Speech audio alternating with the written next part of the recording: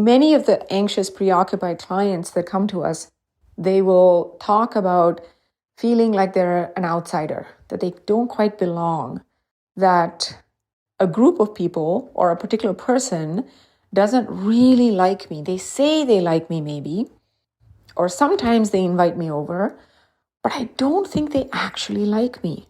I think I'm just an outsider. I've always been an outsider. I don't quite belong.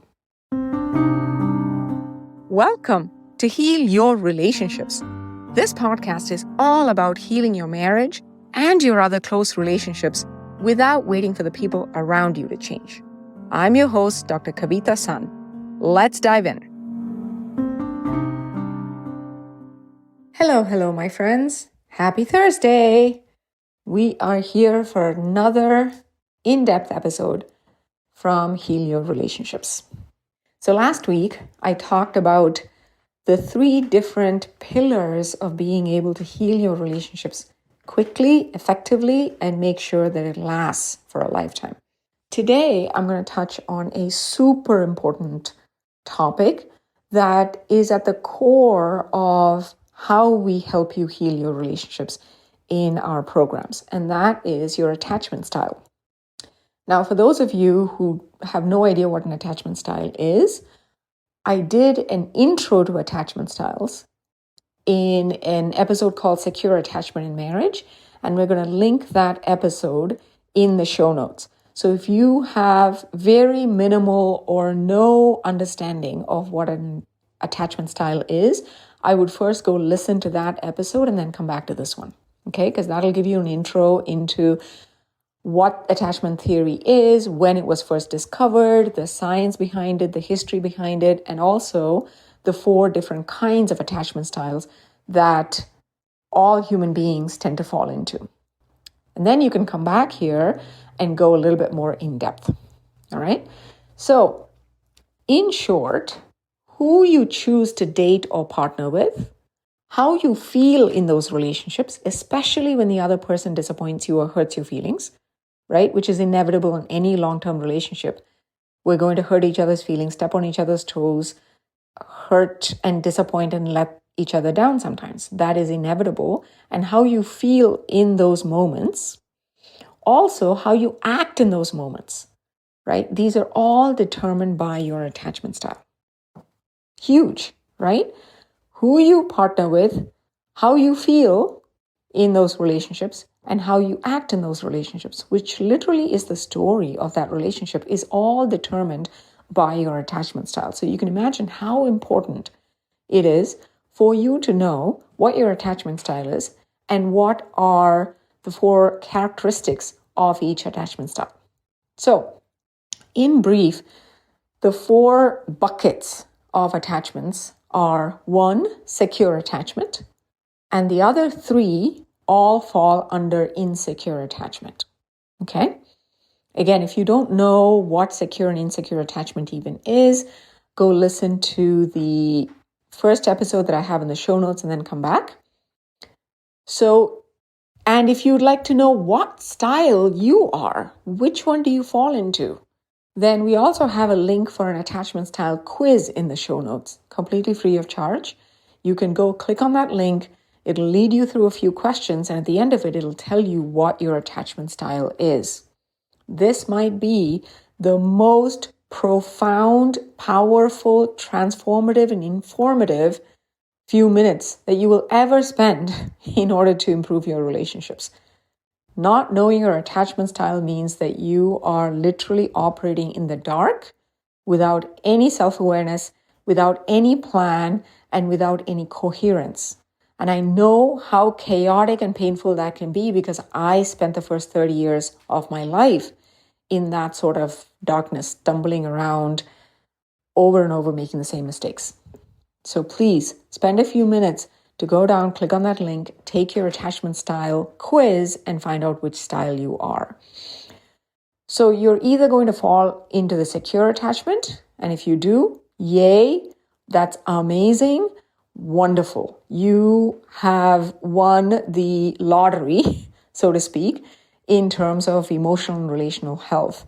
you have more tools that you've just absorbed from your childhood into your bones that make it easy for you to know what you need specifically and where your boundaries are, and to be able to communicate them clearly and gently without hurting or blaming somebody else. You're able to, for the most part, you're able to communicate your needs and boundaries, and you're able to uphold and get your own needs met and hold your boundaries with sacredness for the most part, right?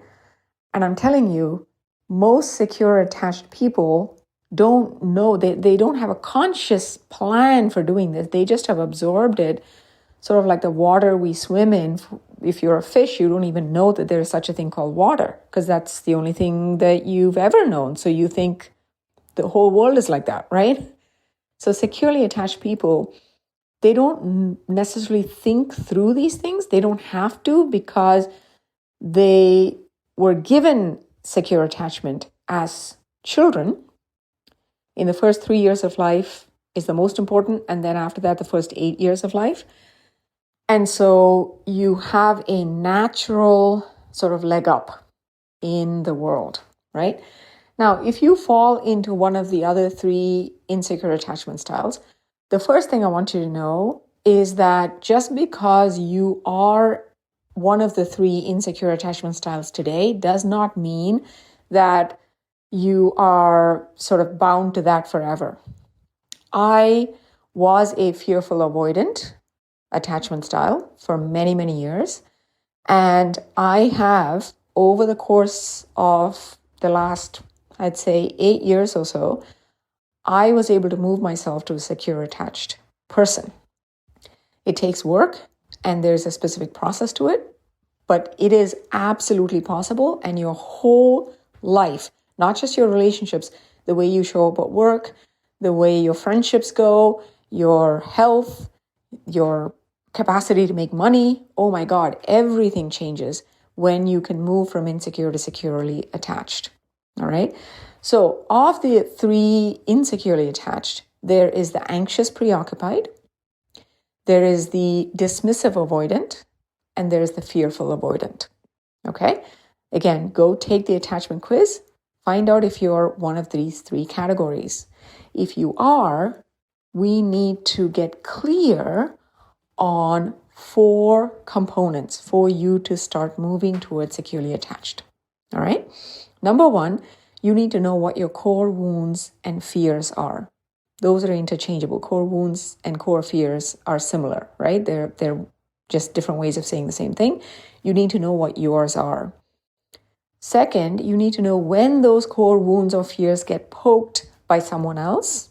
What do you do to protest, right? Imagine having a wound on your arm right now and someone pokes it by mistake, right? They brush against it as you're walking by on the street. You're instinctively going to pull back or push that person away. It's just an instinctive response in order to protect your wound, right? That's the same thing here. When we have core wounds and fears, and we haven't gone through the process of actually healing them and releasing them, we end up protesting anyone who inadvertently might poke on them. And depending on which insecure attached style that you are, you will have different protest behaviors. And you need to know what yours are so you can recognize them. Otherwise, you will just keep repeating the same protest behaviors in every relationship, different variations of the same protest behaviors, which means it ends in the same way. Every relationship has the similar sort of life cycle, right? And you're left wondering, why do I keep doing this? Why does this keep happening to me? Why do I keep picking these kind of people? It's because of your core wounds and fears and your protest behaviors. The other 2 things that you need to know very clearly is what your needs actually are and how to meet them for yourself, and what your boundaries are and how to uphold them for yourself. Okay. Again, your needs and your boundaries will differ based on your attachment style, which is why I'm going to say this one last time. This is absolutely free. There's a link in the show notes. You can go and find your attachment style. It's like switching on a light when you're going into a dark room. I spent 30 years stumbling about in the dark. Please help yourself. Switch on the light. It'll take you a few minutes and your whole world will start to make sense. Okay?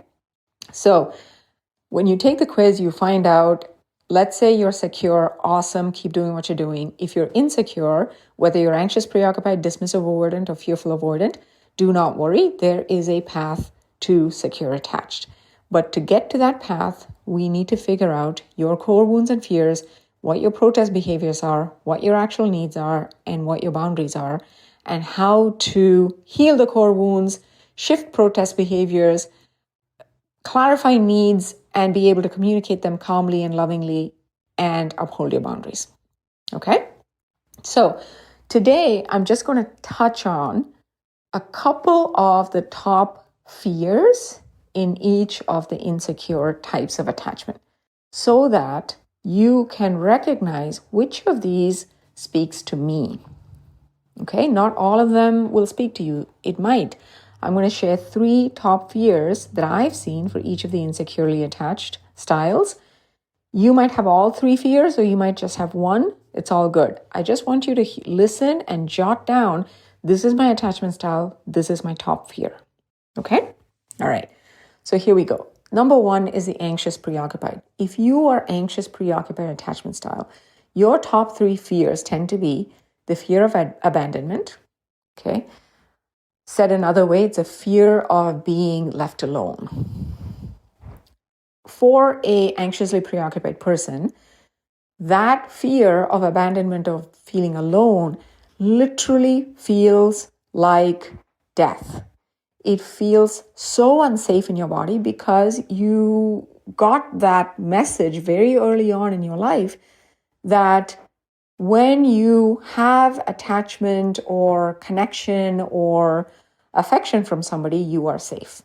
And so the opposite of that feels terrifying to an anxiously preoccupied. So number 1 is fear of abandonment or loneliness. Number 2 is fear of being too much. Okay? There is a fear within you that maybe you're just too much for anyone to be able to handle. Maybe you have too many needs. Maybe you have too much affection to give that other people, can't take it. Maybe you're too much of a handful, right? That fear has us second guessing ourselves. When you are anxiously preoccupied, you go from wanting more from other people, but then also doubting whether you're just having too many expectations, quote unquote, right? Number 3 is the fear of being disliked or not included.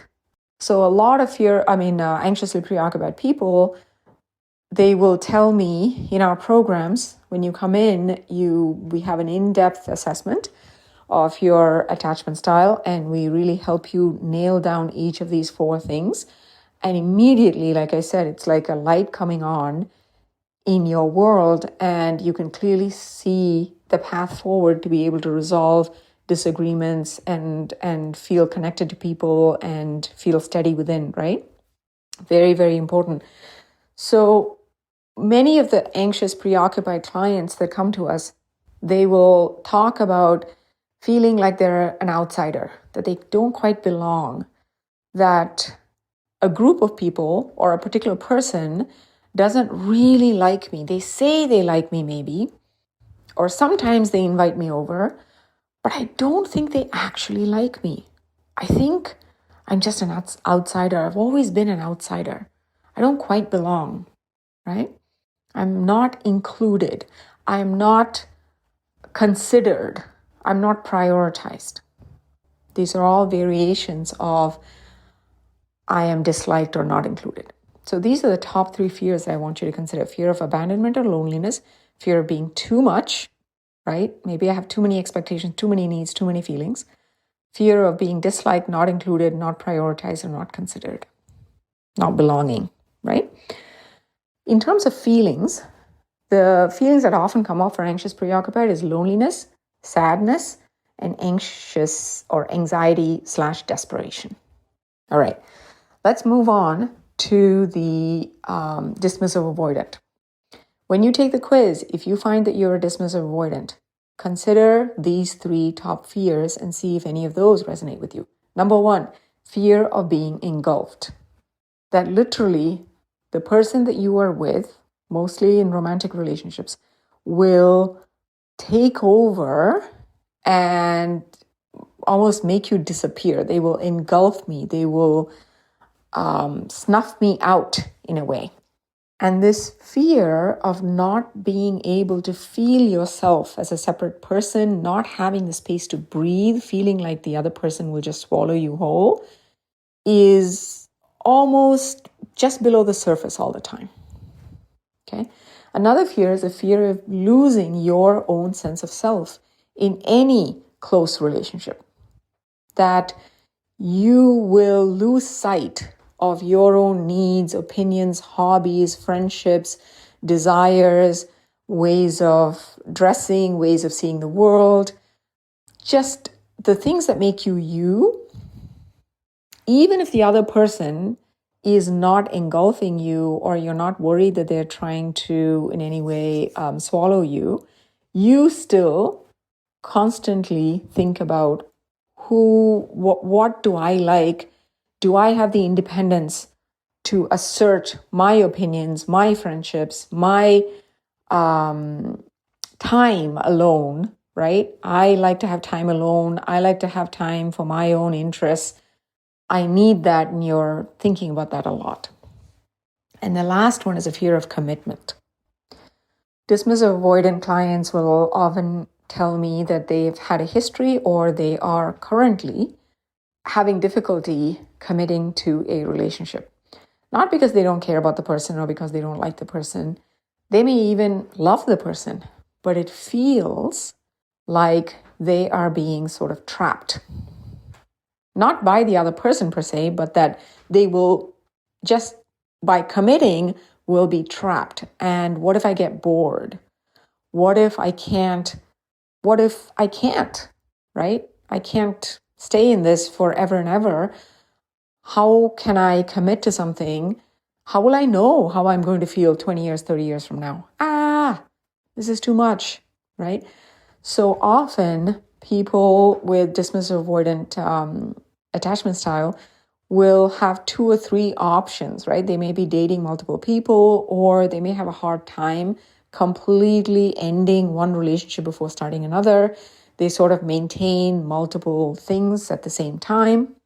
Sometimes that is known by those that they're dating, sometimes not known by the other people that they're dating. And it's not coming from a place of just being a jerk. They literally are not sure and can't quite make up their minds and feel torn and fear the sense of feeling trapped if they made a choice. Okay? And the feelings that go alongside is often either numbness, right? Dismissive avoidance will often say, I'm fine. I just feel okay. Most of the time, I just don't have strong needs. I don't have strong emotions. I'm just kind of calm and cool and just easy, right? That's how they often describe it. But when you go deeper, it's not that they're calm, it's that they don't know what they're feeling. They feel just disconnected from their own feelings, okay? When they do feel something, it's usually irritation, okay? And the irritation often will come from their perception that somebody else is asking a lot of them, either of their time or of their emotions, or when another person seems very emotional. Maybe someone's crying or someone's, in their opinion, being too clingy or needy, right? Those kind of situations cause irritation inside of a dismissive avoidant person. And the last but not least is the fearful avoidant. It's also called the disorganized, because you don't have one strategy. You sort of ping pong between being distant versus being anxiously preoccupied, and you go back and forth.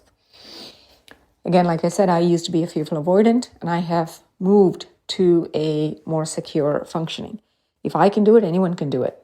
And I can show you how. This is exactly what we do in our programs. So the top 3 fears of a fearful avoidant is number 1, fear of being betrayed. Fearful avoidants have a hard time trusting someone else, right? It's not that they're constantly thinking about not being able to trust another person. They're not suspicious constantly of other people. It's more, they may be, but it's more deeper than that often. It's just a sense of not being able to completely open up and relax and be vulnerable and share and be themselves around other people, right? Because they, in their bones, just don't feel safe trusting, okay? Number 2 is the fear of being powerless. A lot of fearful avoidants will sort of engage in power play in their relationships without realizing it. So they very easily see disrespect. They very easily see other people as being inconsiderate. And as soon as they see that, they assume that it's a power play. Most of the time it's not, but they assume that it's a power play, and they will try to grab back power because they genuinely believe that the other person is trying to grab power away from them. They think the other person is trying to make them feel small, that they're intentionally being inconsiderate or selfish or hurtful, right? And so they will engage in a lot of one-upping without recognizing it. And the third one is a sense of unworthiness. This is another one that many fearful avoidants, including myself, if you just ask them directly, do you often feel unworthy? Very few fearful avoidants will actually say yes or recognize that. But almost all fearful avoidants will be able to see in themselves the need for overachievement. They're constantly trying to achieve more and more and more. And they put a lot of stock into how well they're doing, whether it's in their career or in the house that they live in, the car that they have, how well the kids are doing at school, how they look, right? All of these things. It's not from vanity. It is from a deeper sort of insecure sense of not being sure that they're worthy just as they are and needing to prove their worthiness, to earn their worthiness. And obviously, you just quite never earn it, right? The faster you run, the faster it seems to move away from you. So you're always chasing, and it's quite exhausting. In terms of feelings, anger, fear, and shame tends to come and go in different percentages at different moments. Anger, anxiety, a low humming anxiety / fear, and shame, which goes along with the I'm not worthy as I am. I have to succeed. I have to show. I have to earn my worthiness, right? So each of these fears and each of these core wounds I could talk about for an entire week because there's so much to unpack here. And again, that's literally what we use as the framework to lead you through our Heal Your Relationships 10-week program. This is the backbone that we use to take you from constantly arguing and feeling hurt and misunderstood and lonely and resentful in your relationships to being able to build an unshakable inner core and resolve conflict and restore connection. The way we do that is all built on attachment theory and from taking you to a secure, more secure functioning, right? But I wanted to give you a little taste of it here so you can start being able to see a little bit more clearly, because clarity gives relief, right? When we have context for why we feel and think and act the way we do, and also why our spouses or partners or loved ones are thinking, feeling, and acting the way they do. It's sort of like suddenly a jigsaw puzzle coming together, right? It makes no sense for a long time, and then suddenly it all comes together and you can see the picture. That's what attachment styles and the deep understanding of each one helps you do. So I'll stop here for now. I hope you found that helpful. If you did, please go and rate and review our podcast. The more ratings and reviews there are, the more Apple shows our podcast to other people who may benefit from learning this kind of stuff. It really is life-changing. So it's the very small thing you can do that could help hundreds of other people, right? Rate and review the show, subscribe to the channel, and go take the quiz and come back and figure out what your fears are. Next week, I'll show you a little bit more about needs and boundaries in each of these insecure types. So I'll see you next week. Have a great rest of the week, everybody. Bye-bye. Hey, if you enjoyed this podcast and you'd like access to our marriage repair toolkit, you can go to www.healyourrelationships, all one word, healyourrelationships.com, and look for free training. I'll see you there.